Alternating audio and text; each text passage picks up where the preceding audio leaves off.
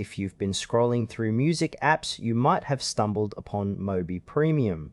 But is it really worth your hard-earned cash? Let's dive into what this subscription offers and whether it's the right fit for you. Moby Premium is a subscription-based music app designed for music lovers who want an ad-free experience and access to a vast library of songs. Right off the bat, the user interface feels clean and straightforward, making it easy for anyone to navigate. You can create playlists and share them with friends, which is a nice touch for those who enjoy collaborative listening.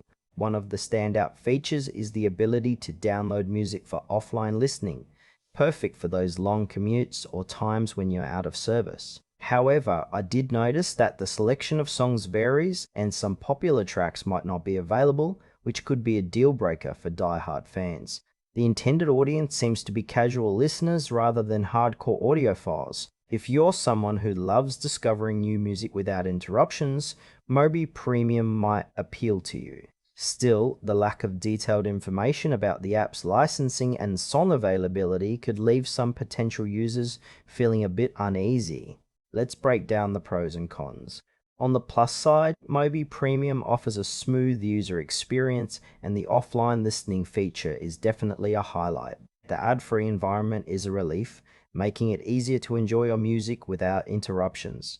However, there are some frustrations. The song selection can be hit or miss, especially if you're looking for specific tracks. Additionally, there's a bit of ambiguity around the subscription pricing. Without clear details on what you get for your money, it might feel risky to dive in. This app may not suit those who prioritize extensive libraries or high-quality audio, as the focus seems more on casual listening. But if you're someone who values convenience over everything else, it could be worth checking out.